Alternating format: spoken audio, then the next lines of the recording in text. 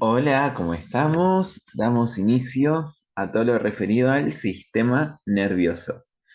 En esta primera clase veremos lo que es la organización en términos bastante generales del sistema nervioso.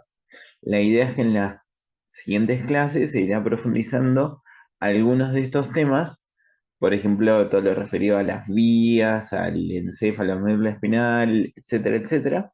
Bueno, lo iremos profundizando en otras clases. Esta es una clase con bastante contenido, hay que estar como prestando bastante atención a la clase, por favor, eh, y que da pie a lo que será toda la parte del sistema nervioso.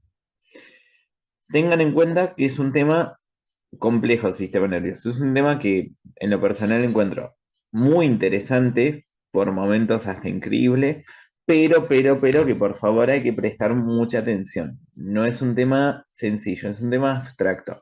Recomiendo mucho ver bien las imágenes, hacerse dibujos, darle importancia al tema, como tomárselo como a conciencia.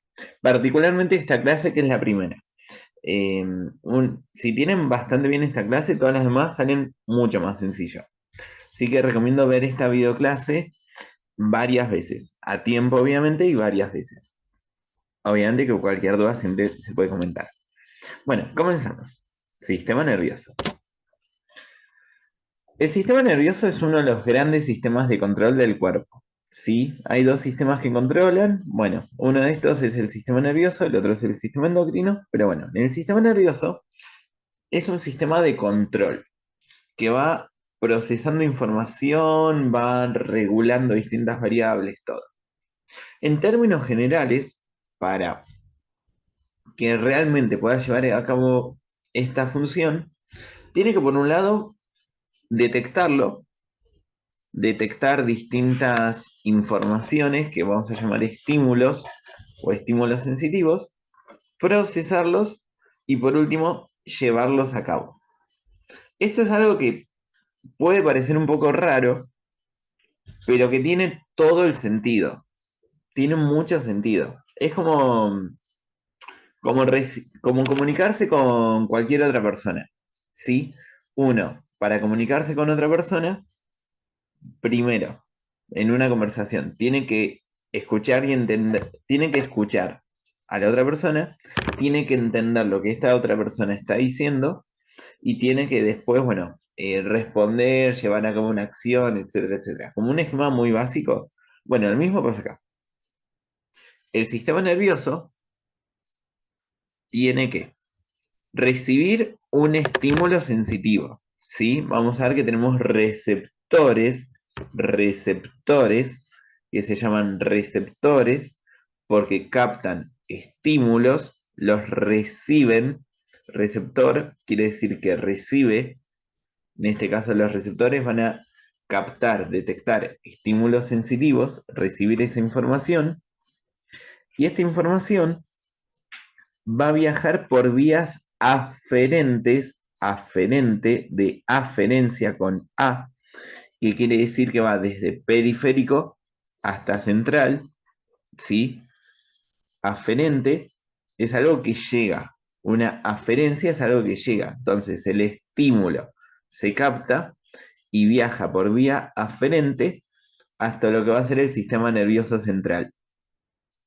Por ejemplo, no sé, yo capto en este momento, están escuchando, están viendo el dispositivo, etcétera, etcétera, todo. Bueno, entonces hay muchos estímulos que están captando. Por ejemplo, no sé, están viendo la pantalla o, o están viendo otra cosa. Entonces, ¿qué pasa? Ahí sus ojos están captando los estímulos. Esta información no se la quedan los ojos, ¿se entiende? Sino que esta información tiene que de alguna manera llegar hasta el cerebro. Esta manera que tiene para llegar es mediante una vía aferente, por ejemplo, un nervio. Entonces repito esto que es muy importante. Tenemos un estímulo que tiene que ser captado por un receptor y viaja por una vía aferente con A. ¿Sí? Por ejemplo, un nervio. Eso constituye la aferencia. El estímulo se capta con el receptor y la vía aferente, por ejemplo, puede ser un nervio hasta el sistema nervioso central. Esta parte del sistema nervioso, como por ejemplo el cerebro, lo que hace es procesa la información, que es un tema bastante complejo. Pero el procesamiento no se da ni en los ojos, ni en los oídos, ni en la piel, no, ni en los nervios tampoco. El procesamiento como más real se da dentro del sistema nervioso central, como por ejemplo el cerebro. Se procesa la información, se correlacionan distintos estímulos, lo que se ve, lo que se escucha, eh, nada, lo que uno siente, etcétera. Todo eso se procesa, se correlaciona, muchas veces forma parte después de la memoria. Bueno, y en este procesamiento después se llevará a cabo una respuesta, una eferencia. Esta respuesta, por ejemplo, puede ser la contracción de un músculo, ¿sí? Por ejemplo, si alguien les dice, bueno, levanten un brazo, levanten la mano, por ejemplo. Bueno, entonces, ¿qué pasa? Ahí, primero tuvieron que captar la información de qué tenían que hacer, ¿se entiende? Primero tenían que captar el sonido. Ahí el estímulo hubiese sido el sonido. Y por vía aferente, por un nervio, llega hasta el cerebro, hasta el sistema nervioso central.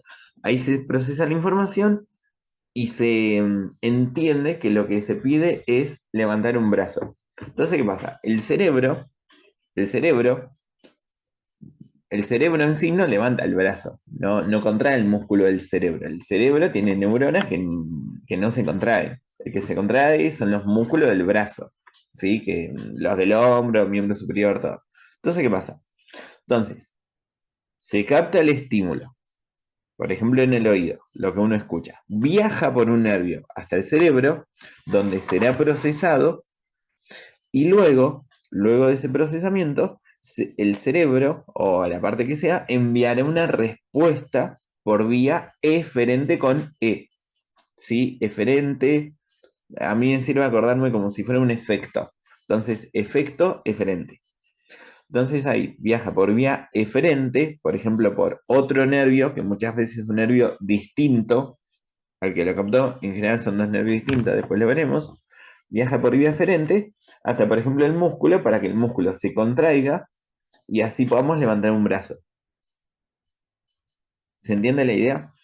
Bueno, también un eferente es un poco más difícil esto, pero hay veces que el eferente es una glándula, hay veces que el eferente es una víscera, como el estómago, el corazón. Después lo veremos. Pero a priori, la estructura funcional del sistema nervioso es una aferencia en donde se detectan estímulos y viaja por vía aferente, ¿sí? Primer vía, vía aferente, con A.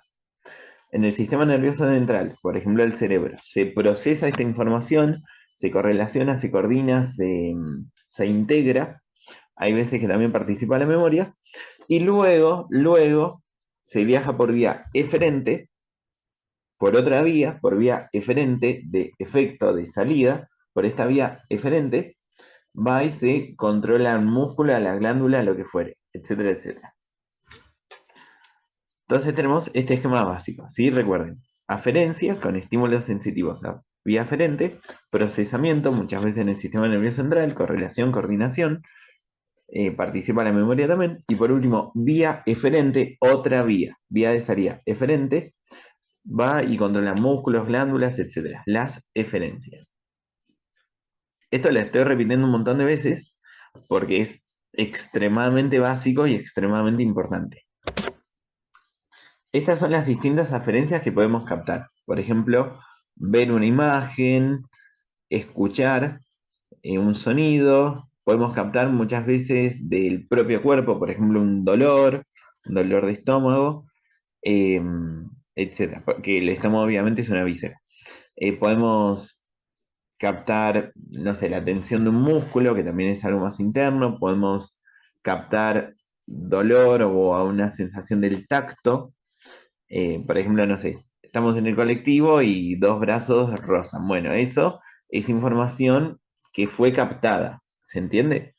También podemos captar, por ejemplo, el sabor de algo, etcétera. Obviamente existen elementos que por más de que existan no podamos captar, ¿sí? Por ejemplo, las ondas magnéticas. las ondas magnéticas que tiene la fuerza de, por ejemplo, de la puerta de la heladera para pegar un imán, bueno, esas ondas magnéticas nosotros no las podemos captar, ¿se entiende? No las podemos ver o escuchar, etcétera. ¿Sí? Hay estímulos, existen propiedades físicas, como la luz, un sonido, etcétera, una presión que nosotros sí podemos captar y hay otros que no podemos captar. Por las dudas, recordemos que para captar hacía falta receptores en los distintos órganos.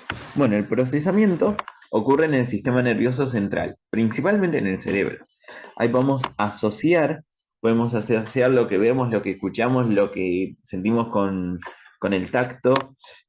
Por ejemplo, no sé, estamos escribiendo un mensaje en el celular. Bueno, entonces ahí estamos poniendo en juego distintos músculos de los dedos. eh, Podemos, por ejemplo, estar viendo lo que aparece en la pantalla a medida que vamos escribiendo, asociamos con la memoria, con el audio que habíamos escuchado previamente, todo. O sea, fíjense que si bien estamos viendo todo por separado, está todo integrado, todo asociado. Asociamos, analizamos, descartamos lo que capaz que no.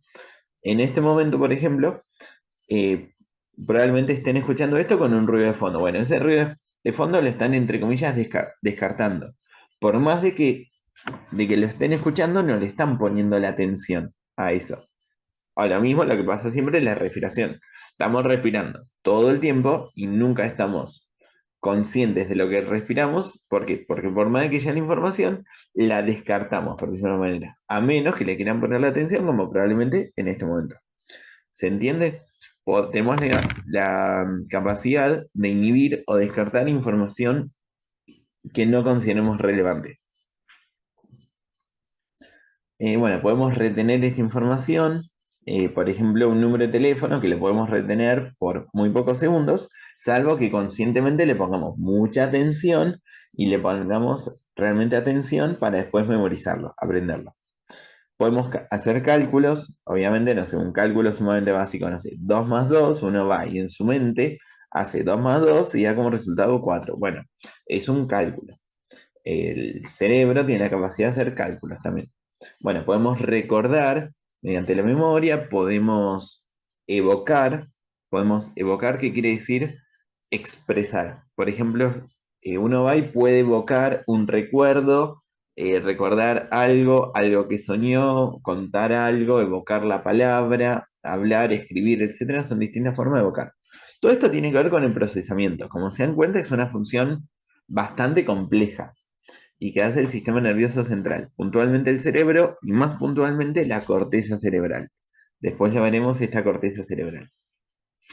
Em, por ejemplo, uno ve la imagen de un perro durmiendo y probablemente diga, uy, qué bueno, me gusta, todo. Es decir, uno ve la imagen, lo capta por los ojos, viaja por vía frente hasta el cerebro lo procesa y después, vía frente, evoca la palabra me gusta esta imagen, todo. Lo mismo cuando, por ejemplo, se le da like a un comentario, se le pone el corazón, etc. Bueno, fíjense que tuvo que haber captar el estímulo, procesarlo y después generar una respuesta. Lo mismo con el no me gusta, lo mismo para discriminar entre algo bueno y algo malo, algo que nos da placer, displacer, etc. Le ponemos significado a lo que nosotros vemos, analizamos, etcétera. Se puede poner en palabras, se construyen, este tema es muy interesante, se construyen representaciones que son estas imágenes mentales, ¿sí? Por ejemplo, si yo les digo dinosaurio, ustedes se pueden imaginar, representar en su mente un dinosaurio. Pueden imaginárselo con cierto color, con cierta cantidad de patas, con las garras, con los dientes, con la cabeza, todo eso. Se lo pueden representar, construir la imagen mental, por más de que no lo estén viendo. ¿Sí? El dinosaurio obviamente no lo están viendo en este momento, pero de todas maneras se lo pueden representar. ¿Sí? Una representación es una construcción mental. que no ocurre ni en los ojos, ni en la piel, ni en la lengua, ni en los oídos, sino que esa representación se genera dentro del sistema nervioso central, puntualmente el cerebro. De esto trata el sistema nervioso, trata de cómo podemos hacer para lograr todo esto. Siempre, siempre recordemos el esquema básico, ¿sí? Aferencia, procesamiento, eferencia. Esquema sumamente básico. Aferencia, procesamiento, eferencia. Estamos viendo un poco sobre el procesamiento, que ocurre principalmente en la corteza cerebral del cerebro, que es en el sistema nervioso central. Y por último, la eferencia. La eferencia tiene que ver con la respuesta. ¿Sí? Por ejemplo, si yo detecto que me pica una zona de la piel, bueno, proceso la información y esa respuesta puede ser, por ejemplo, rascarme. Otra eferencia puede ser, por ejemplo, sonreír. Si yo veo una imagen que me gusta o me dicen algo que me gusta, bueno, proceso esa información y por último sonrío. En una conversación obviamente hay muchas aferencias, procesamientos, eferencias, y hay veces que la eferencia es más inconsciente, involuntaria. Por ejemplo, transpirar.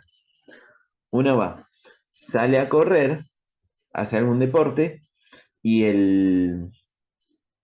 por más de que sea de forma un poco más inconsciente, se detecta que está aumentando el metabolismo, está aumentando el gasto de energía, está aumentando la temperatura ligeramente del cuerpo, todo. Entonces, para mantener la homeostasis, las variables reguladas, el sistema nervioso detecta este cambio, procesa la información y genera una respuesta involuntaria que sería transpirar, ¿sí? Uno no va y voluntariamente transpira, sino que la transpiración es una respuesta involuntaria. Uno voluntariamente puede, por ejemplo, contraer un músculo de un miembro, por ejemplo, para patear una pelota. Eso lo hace voluntariamente. Pero hay otras diferencias que son involuntarias, como transpirar o aumentar los latidos del corazón, por ejemplo. Después lo veremos con una parte importante del sistema nervioso, que es el sistema nervioso autónomo, que tiene que ver con las funciones más vitales. Después lo veremos. Entonces, recordamos, la diferencia tiene que ver con la respuesta, que puede ser más consciente o más inconsciente, más voluntaria o más involuntaria. Una vez hecha toda esta introducción, pasamos a la parte de cómo se organiza el sistema nervioso. ¿Sí? El sistema nervioso se divide en dos grandes grupos, anatómicamente. El sistema nervioso central y el sistema nervioso periférico. El sistema nervioso central es aquella parte del sistema nervioso que sí está protegida por estructuras óseas. El sistema nervioso central tiene la ventaja que está protegido por estructuras óseas. Tenemos dos grandes partes dentro del sistema nervioso central, que es el encéfalo. Céfalo quiere decir cabeza. Encéfalo tiene que ver con porque está en la cabeza. El encéfalo es todo lo constituido por el prosencéfalo, que sería el cerebro. Bueno, el diencéfalo también, después lo veremos. Mesencéfalo y rombencéfalo. ¿Sí? Prosencéfalo, mesencéfalo, rombencéfalo son parte del encéfalo. Son palabras difíciles, obviamente, pero recuerden que estamos hablando de encéfalo. Los más puntualmente, los órganos que lo forman son el encéfalo. El encéfalo está formado por el cerebro, el mesencéfalo, la protuberancia del bulbo raquídeo y el cerebelo. Es más, si juntamos mesencéfalo, protuberancia o puente y bulbo raquídeo, entre estos tres, mesencéfalo, protuberancia y bulbo raquídeo, entre estos tres se forma lo que se llama tallo del encéfalo o tronco del encéfalo. ¿Por qué? Porque es como si fuera un pequeño tronco, un pequeño tallo. Recordamos, ¿sí? Mesencéfalo, protuberancia y bulbo raquídeo, entre los tres forman el tronco o tallo del encéfalo. Entonces, encéfalo, anatomía. Encéfalo protegido por el cráneo, por los huesos del cráneo. Tenemos cerebro, el tronco del encéfalo, que es mesencéfalo, protuberancia y bulbo raquídeo, y también el cerebelo. El cerebelo. que está más a nivel posterior, como si fuera una mochila, por decirlo de una manera. Todo esto dentro del encéfalo protegido por el cráneo. Por las dudas, una aclaración que hago es que el encéfalo no es solamente el cerebro. Este es un error muy común. Pensar que es solamente el cerebro el que está protegido por el cráneo. No. Dentro de la bóveda craneal, protegido por el cráneo, formando el encéfalo, tenemos el cerebro, que obviamente es lo más grande, lo más voluminoso, pero también tenemos cerebelo, mesencéfalo, protuberancia, bulbo raquídeo, etc. ¿Sí? Tenemos distintas estructuras dentro del encéfalo. No es solamente el cerebro, no es solamente el cerebro. Hay muchas estructuras que son estas que vemos en la imagen. Esta es la parte del encéfalo. Y después, mucho más sencillo, tenemos la médula espinal. ¿Sí? La médula espinal, que se llama médula espinal o raquis, también lo pueden encontrar, que está protegido por la columna vertebral. La columna vertebral, este conjunto de más de 30 vértebras, entre comillas, apiladas entre sí, bueno, estas vértebras forman el canal medular y este canal medular es lo que protege a la médula espinal. La médula espinal también es sistema nervioso central. ¿Sí? La médula espinal y el encéfalo forman el sistema nervioso central. El sistema nervioso central está como si fuera en un búnker. Está muy protegido. El encéfalo en el cráneo y la médula espinal en la columna vertebral. ¿Sí?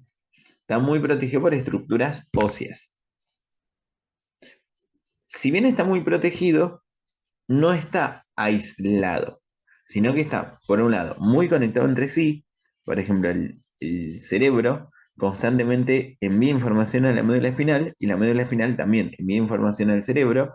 Hay muchas comunicaciones dentro del sistema nervioso central, pero también hay comunicaciones entre el sistema nervioso central con todos los órganos del cuerpo.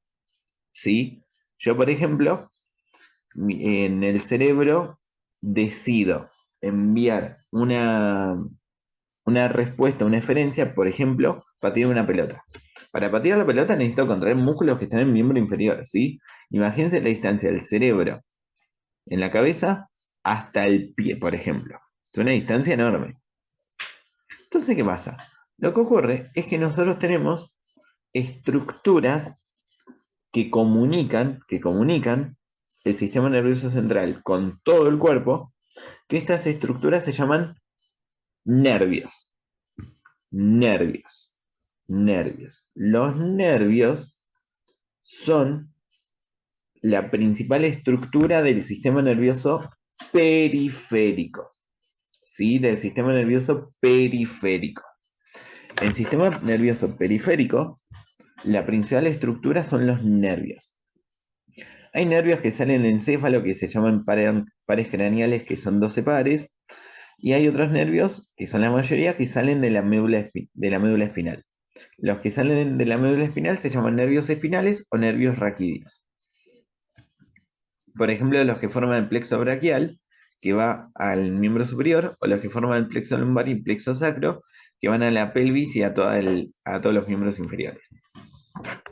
Sí, por ejemplo, cuando hablamos del nervio ciático, es un nervio que comunica lo que es miembro inferior, tanto aferencias como eferencias, con la médula espinal. Y recordemos que la médula espinal está comunicada también con el encéfalo. O sea, está todo muy comunicado entre sí. La manera que tiene el sistema nervioso central de comunicarse con todo el cuerpo es con los nervios. Con los nervios. Veremos que además de nervios también hay ganglios.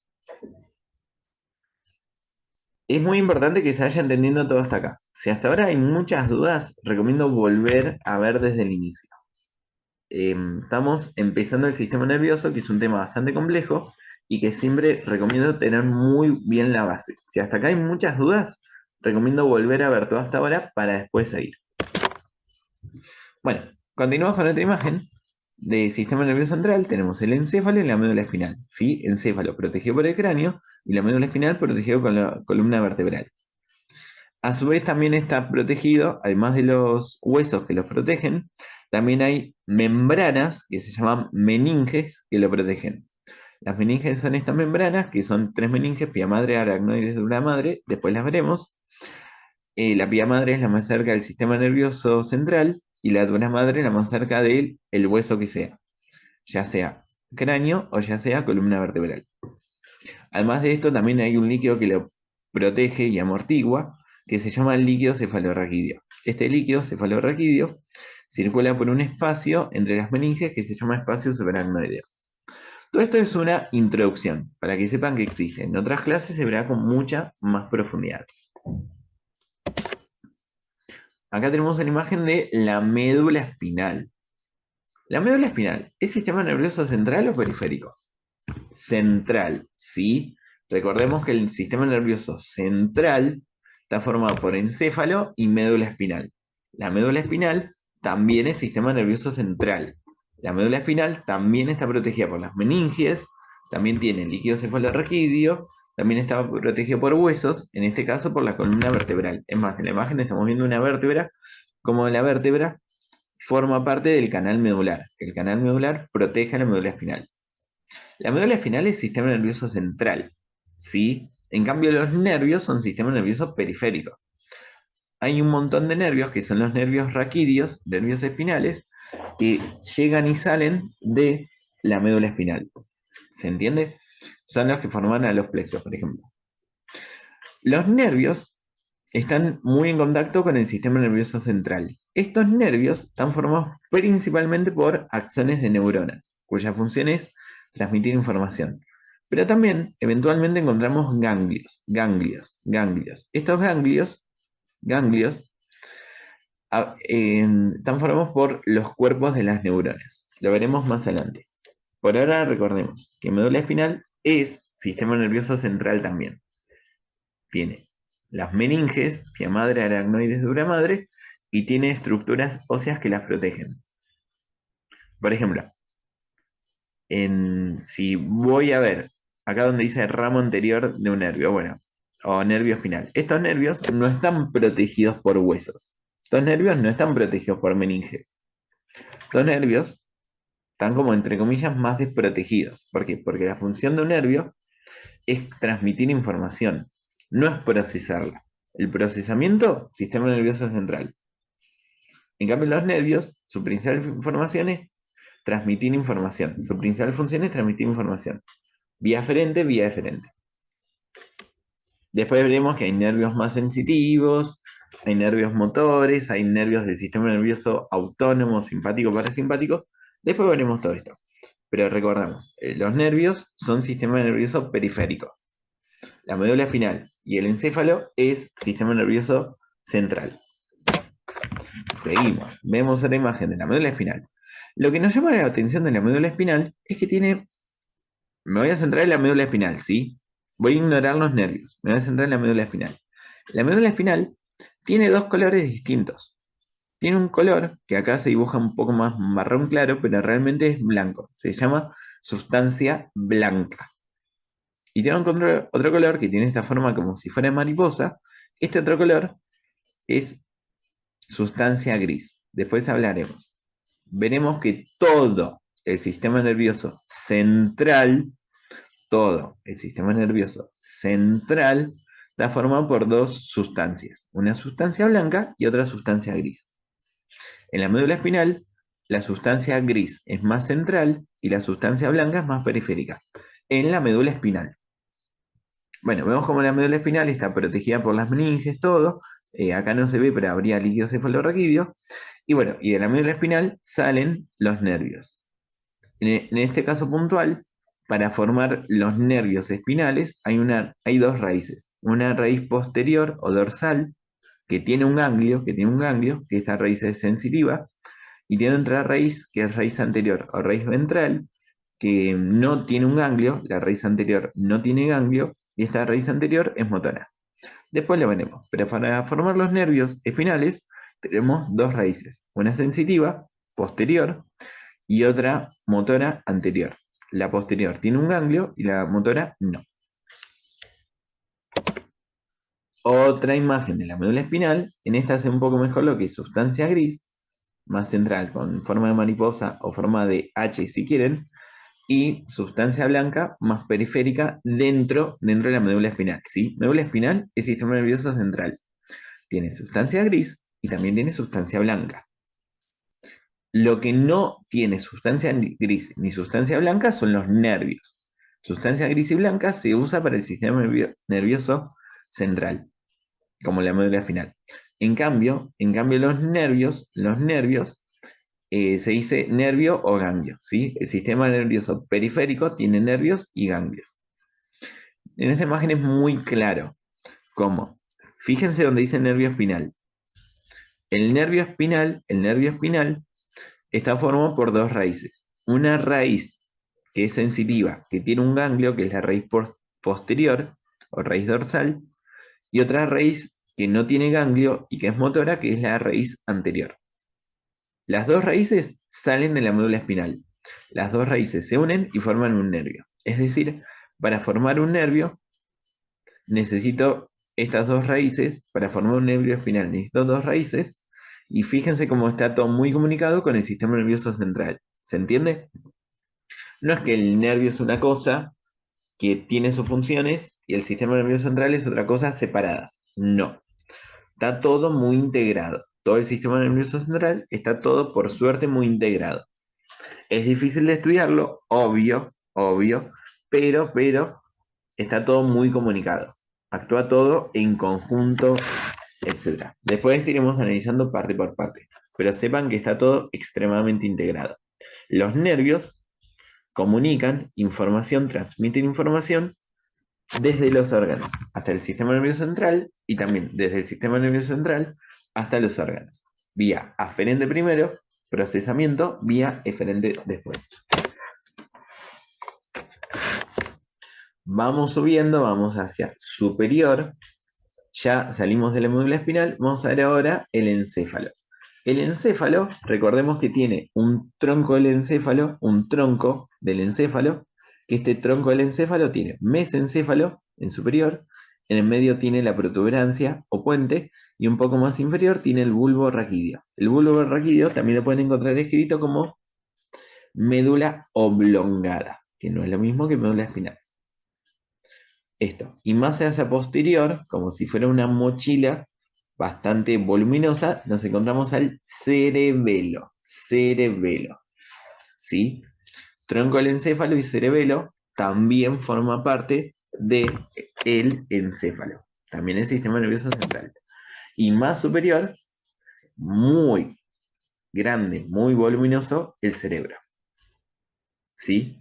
En esta imagen estamos viendo todo el encéfalo, todo el encéfalo. Vemos, lo que más llama la atención es el cerebro y de menor tamaño, pero que también es encéfalo, también es sistema nervioso central. Tenemos tronco del encéfalo, bulbo, protuberancia y mesencéfalo, y tenemos cerebelo, ¿sí? Recuerden que el cerebelo está a nivel posterior, posterior.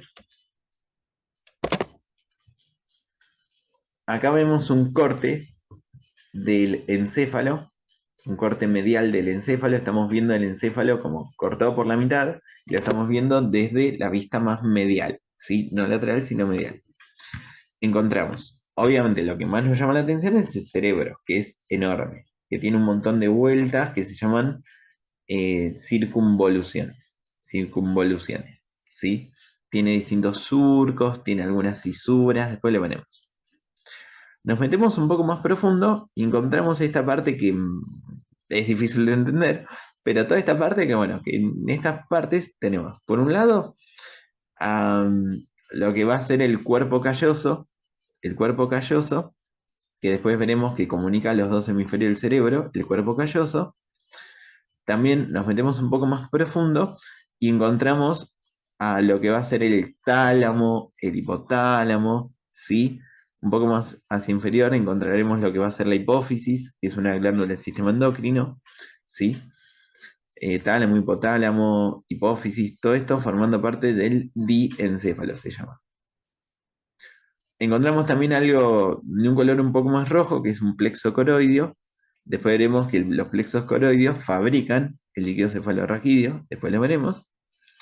Y nos vamos más hacia inferior y nos encontramos al tronco del encéfalo, ¿sí? Con mesencéfalo, protuberancia y bulbo raquídeo, tronco del encéfalo y más hacia posterior el cerebelo, ¿sí? Este es cerebelo. Acá en el corte parece ser como si fuera una planta o algo. Bueno, este es el cerebelo. Cada uno tiene sus propias funciones, pero recordamos que está todo muy comunicado. Todo lo que vemos acá es un corte medial del encéfalo. El encéfalo está protegido por el cráneo, el sistema nervioso central. Y ya que estamos, recordamos que del encéfalo también salen nervios, 12 pares puntualmente, 12 pares de nervios, que son los 12 nervios craneales, o 12 pares craneales, que salen del encéfalo. Esto es lo que quería llegar. Sustancia gris y sustancia blanca.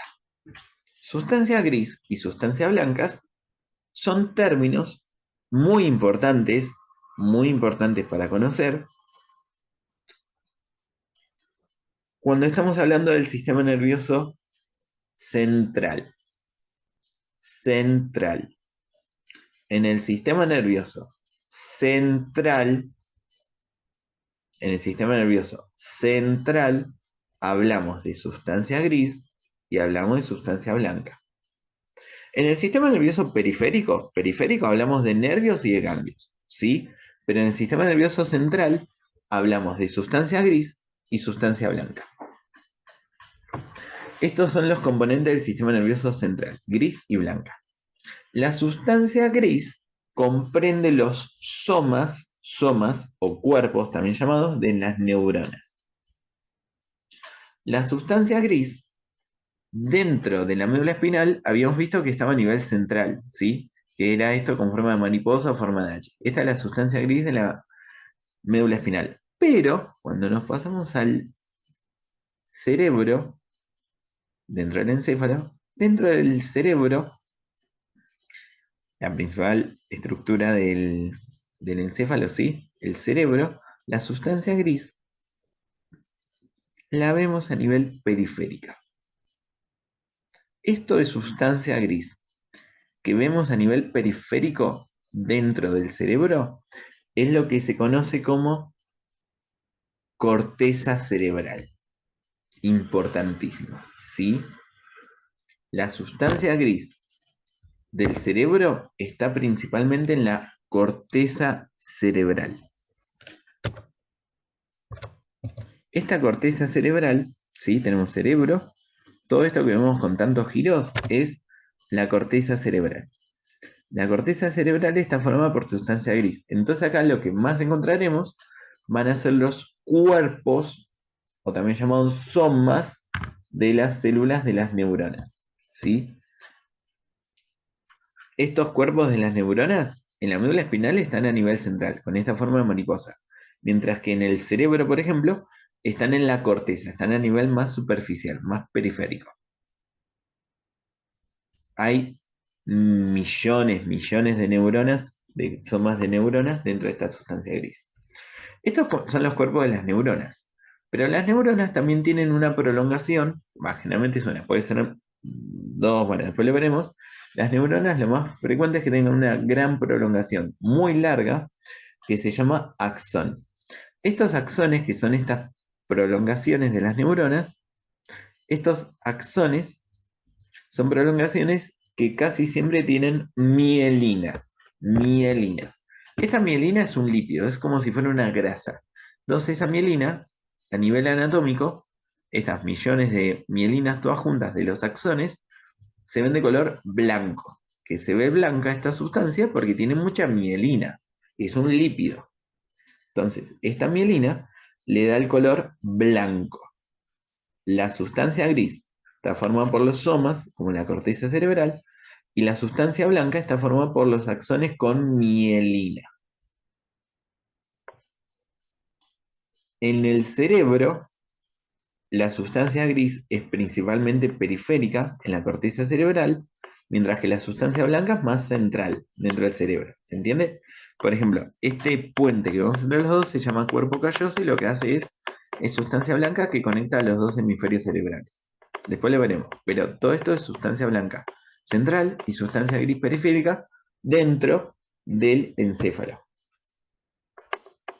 Mientras que en la médula espinal, la sustancia gris es central y la sustancia blanca es periférica. ¿Se entiende? Fíjense en la médula espinal, la sustancia gris es central y la sustancia blanca, que van a ser los axones, es periférica.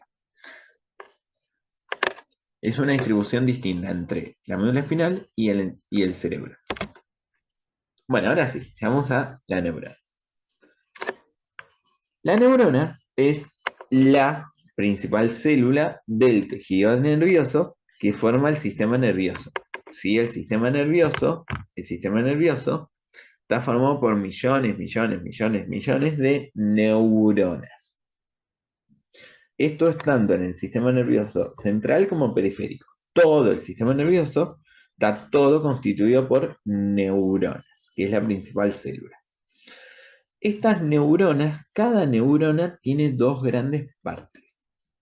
Tiene una parte que se llama cuerpo, que en esta imagen le vamos más arriba, el cuerpo o soma de la neurona, que recordamos que formaba la sustancia gris, y tiene otra gran parte que se llama axón, que es una prolongación bastante larga.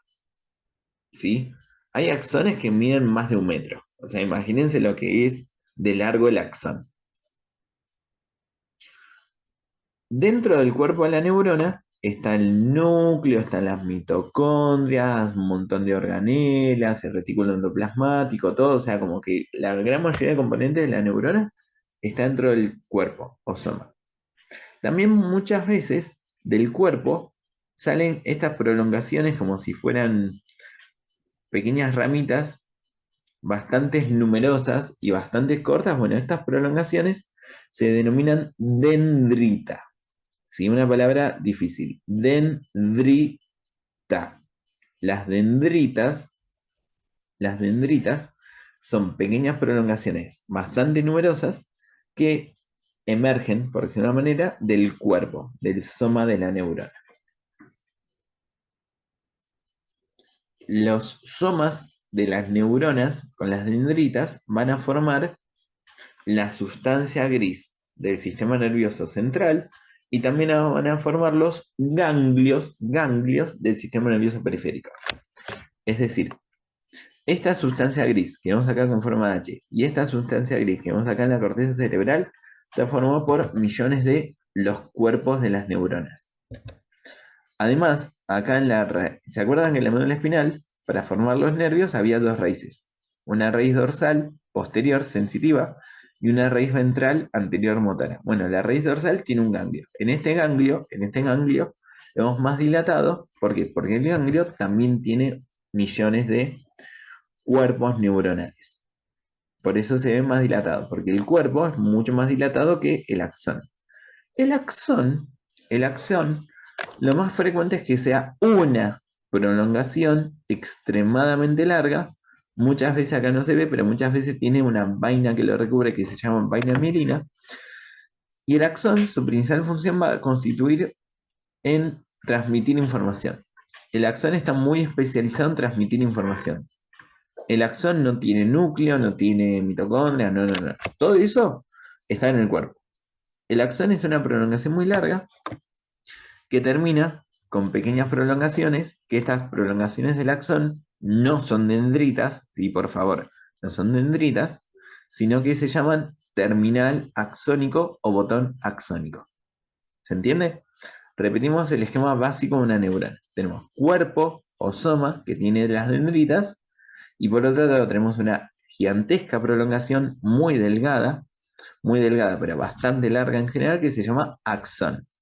Que el axón termina con el terminal axónico o botón axónico. Vemos otro esquema mucho más lindo de la neurona. Acá es fácil reconocer que la parte más dilatada, que tiene el núcleo, que tiene las mitocondrias, los retículos, todo esto es el cuerpo o soma de la neurona. Y acá vemos que salen pequeñas prolongaciones que se llaman dendritas. Estas pequeñas como manchas que vemos de las dendritas, en realidad son los receptores. Vamos a ver que generalmente las dendritas tienen como gran función recibir la información. Las dendritas generalmente reciben los neurotransmisores se llaman. Y para recibir esa información, las dendritas cuentan con receptores, ¿sí? Si las dendritas quieren, si las dendritas de alguna manera reciben la información, necesitan contar con receptores. Esto es muy importante porque hay un montón de sustancias, de medicamentos, de drogas, etcétera, que actúan en estos receptores. De esa manera actúan estas sustancias. Estos receptores se ubican principalmente en las dendritas, que las dendritas recordamos que son pequeñas y muy numerosas prolongaciones de el soma de la neurona. Y luego de la neurona emerge una muy larga prolongación que es el axón, ¿sí? En este caso estamos viendo cómo el axón tiene como pequeños segmentitos que los rodean. Estos segmentos, que acá están dibujados de color rosa, que los rodean, son las vainas de mielina. La mielina es un lípido, ¿sí? La mielina es un lípido como si fuera una grasa, que está rodeando distintas partes del axón. Esta mielina no la forma la neurona, sino que la forma otra célula. Después veremos cómo se llama. Esta mielina, que es un lípido, tiene como función acelerar la transmisión del impulso. ¿Sí? ¿Se acuerdan que hablamos que el axón es una prolongación muy larga? Es mucho más larga que el cuerpo, que el soma. Entonces, ¿qué pasa? Para transmitir más rápido la información, la mayoría de nuestras neuronas cuentan con vainas de mielina. La mielina lo que hace es hacer que la información se transmita de una forma saltatoria.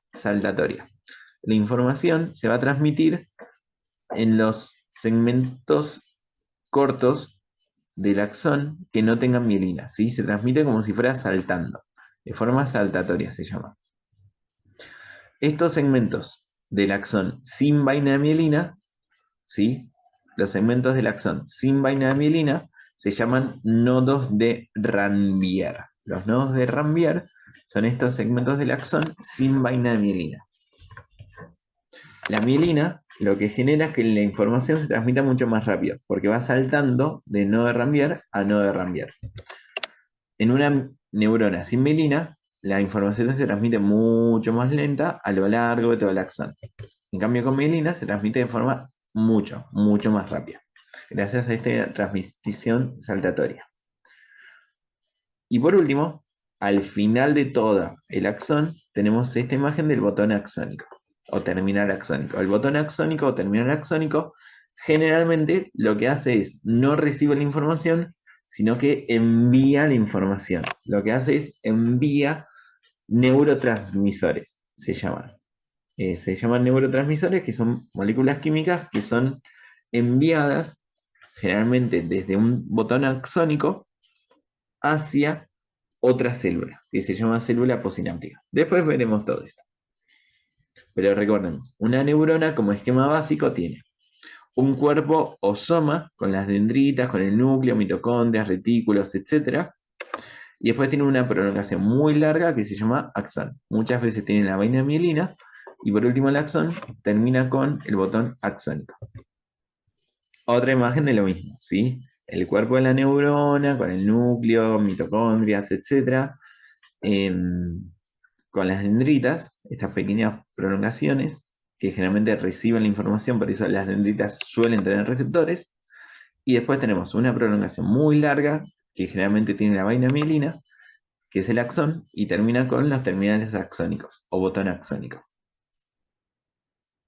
Generalmente las dendritas reciben aferencias, por decirlo de manera, reciben información, por eso las dendritas tienen tantos receptores, y generalmente el axón envía información, tiene una función de enviar neurotransmisores, generalmente. Hay excepciones, pero lo más general es eso. Tenemos distintos tipos de neuronas. Lo más frecuente es la neurona que tiene un solo axón bastante largo y que tiene bastantes dendritas. Todo eso es lo más común. Pero hay neuronas que tienen dos axones. Las neuronas que tienen dos axones se llaman neuronas bipolares. ¿Sí? Bipolares. También hay dendritas que tienen un axón que inmediatamente se divide, ¿sí? Tienen el cuerpo, tienen el cuerpo, que en este cuerpo envía una pequeña prolongación que inmediatamente se bifurca. Esta prolongación que inmediatamente se bifurca forma parte de la neurona pseudomonopolar o pseudo-unipolar. Después le veremos que esta neurona, la primera de la imagen, es muy importante porque la neurona pseudomonopolar o pseudo-unipolar forma al ganglio de la raíz dorsal, que es muy importante para la información sensitiva que le llega a la médula espinal. Si lograron entender esta última frase, buenísimo. Y si no, no se preocupen porque después, más adelante, en otras clases lo veremos con más profundidad. Pero recuerden que tenemos distintos tipos de neuronas. La pseudo-unipolar, la bipolar, bueno, esta se puede llamar unipolar o generalmente se le dice multipolar porque se considera que tiene bastantes prolongaciones. Por más de un solo axón, tienen bastantes dendritas también todo. Y también las neuronas se pueden dividir según su forma, ¿sí?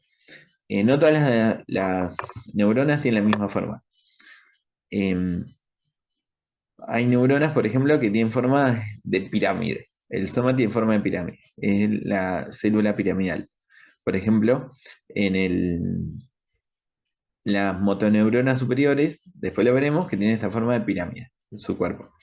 Hay otras que tienen una forma bastante particular, como esférica, pero que con pequeñas bifurcaciones. Bueno, esta es la célula de Purkinje que está en el cerebelo. Hay otras neuronas más cortas, más pequeñas, todo. Bueno, hay distintos tipos de neuronas. Recuerden eso. Pero que en la mayoría tiene este esquema de cuerpo, o soma y axón. Hay veces que hay un axón, hay veces que hay dos axones, hay veces que el axón se bifurca. También las neuronas las podemos clasificar según su función. Hay neuronas que claramente son sensitivas o aferentes. ¿Qué quiere decir esto? Las neuronas que son sensitivas o aferentes, lo que hacen es envían información desde los órganos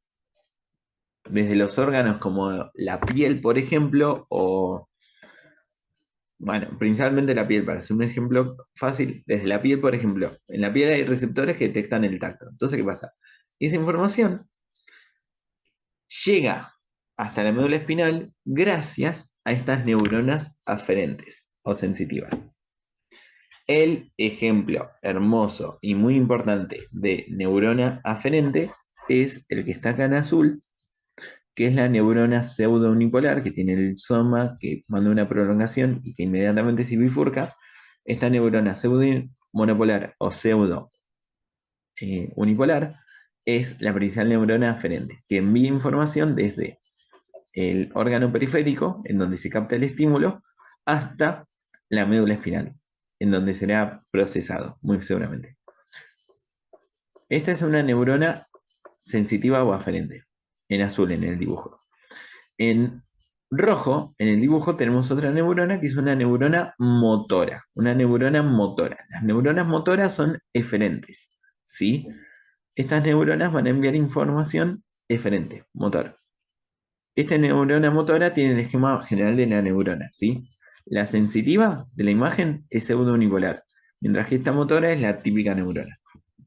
Esta neurona motora lo que hace es, una vez que le llega información, va a transmitir el impulso desde el sistema nervioso central, en este caso en la médula espinal, hasta un efector, que puede ser, por ejemplo, un músculo. ¿Sí? Fíjense qué importante que es cómo está representado. ¿Por qué? Porque el cuerpo o soma de esta neurona motora está, como ya saben, en la sustancia gris. Recordamos que la sustancia gris es la que contiene principalmente somas o cuerpos. Se ve gris porque no tiene mielina, sino que tiene somas. O si tiene mielina es muy poca. Lo que más tiene es somas. De ahí sale la información, sustancia blanca y posteriormente nervio. Sale esta información motora. Recordemos que se ve blanco por la vaina mielina, ¿sí? Y después el nervio va a ser bastante, entre comillas, delgado, porque principalmente está el axón, hasta el botón axónico que se ubica en el músculo. Después veremos que el músculo tiene receptores para los neurotransmisores que le va a enviar esta neurona, ¿sí? Es así como se comunica. En azul, la neurona aferente, desde el órgano periférico hasta el sistema nervioso central. En rojo, la neurona eferente o motora, desde el sistema nervioso central hasta el órgano efector, como por ejemplo un músculo. Y muchas veces también tenemos interneuronas. Las interneuronas lo que hacen es comunicar con otras interneuronas o comunicar con neuronas aferentes o comunicar con neuronas eferentes. En este esquema vemos neurona aferente, interneurona y neurona eferente. La interneurona lo que hace es comunica, integra la información, la procesa, etc. ¿Sí? La interneurona no va desde un órgano periférico hasta el sistema nervioso central, ni tampoco va desde el sistema nervioso central hasta un efector. ¿Se entiende? La interneurona se ubica principalmente en el sistema nervioso central. Como vemos acá, que está en la sustancia gris de la médula espinal. Bueno, como se podrán imaginar, la interneurona es mucho más corta que la neurona sensitiva o neurona motora. ¿Se entiende? Imagínense que yo toco algo con la mano, bueno, tiene que llegar por una neurona, tiene que llegar la información desde la mano, desde la piel de la mano, hasta la médula espinal que tengo protegida por la columna vertebral. ¿Se entiende? Toda esa distancia lo hace una neurona que es la neurona sensitiva, con un axón larguísimo. ¿Sí? Después se procesa, se codifica un poco en la médula espinal, en la interneurona, que es mucho más corta. Y por último, la información será enviada hasta, por ejemplo, un músculo del antebrazo. Bueno, imagínense lo larga que tiene que ser la neurona motora para salir desde la médula hasta el antebrazo. Se entiende que tiene que tener un axón bastante largo de bastantes centímetros, ¿sí? Inclusive los que llegan al pie tienen más de 1 metro de largo estas motoneuronas. O sea,